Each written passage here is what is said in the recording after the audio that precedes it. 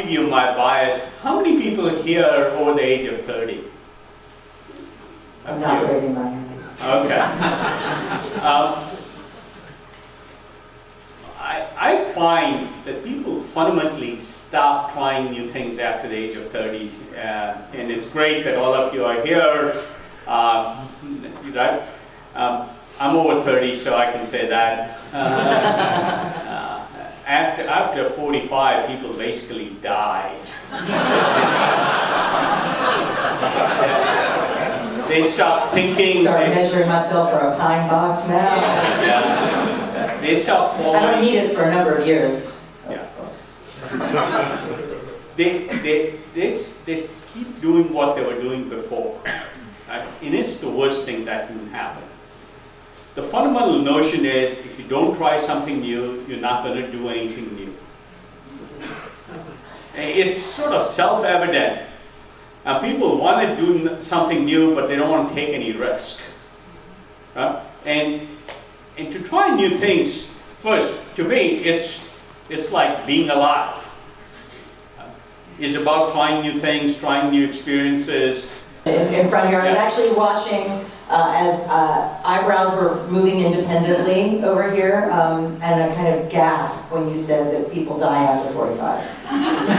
I'm here to refute that, Vinod. I'm 59 and I failed at getting venture last year in London after 5 years, and instead of like crying into my suit, what I did was I had promised years ago to help women raise venture, so I started a project video interviewing VCs and angels and women founders on shortfall funding for women.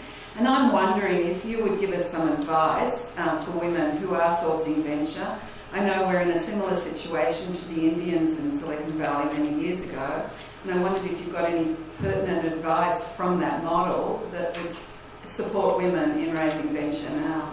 Okay, let me come back to, so let me answer that question, but let's be sure to come back to the original question, which I didn't answer. I wandered off, as usual, about what to do after graduation. Don't die. You know, I grew up, I don't mean to avoid questions, I just forget and I wander off.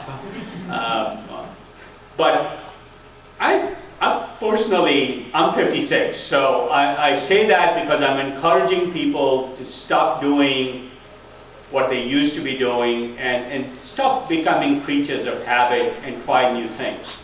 Because it's a lot more fun. If you allow yourself failure, it's a lot more real living and being alive to try new things.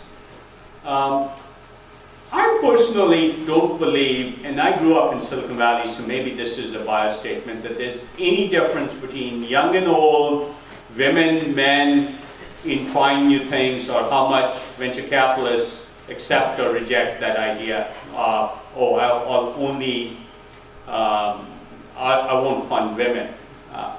I don't buy that. But I can easily see how it might be true in other locations, in other cultures. I just don't have any experience with it. But San Francisco is an unusually open and accepting place, so maybe I have a biased view of the world.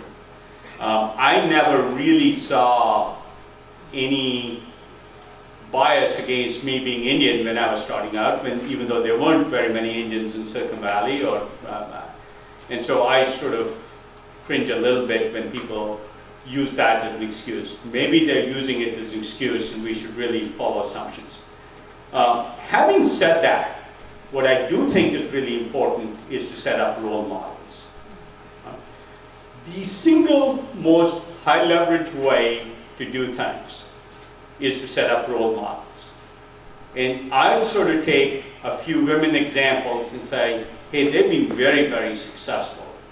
Marissa Mayer at Google's a great example.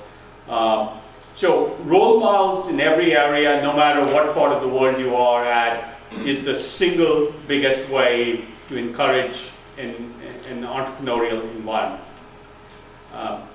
All the government programs usually don't mean anything. You know, people sitting in secure bureaucratic jobs trying to encourage you to innovate.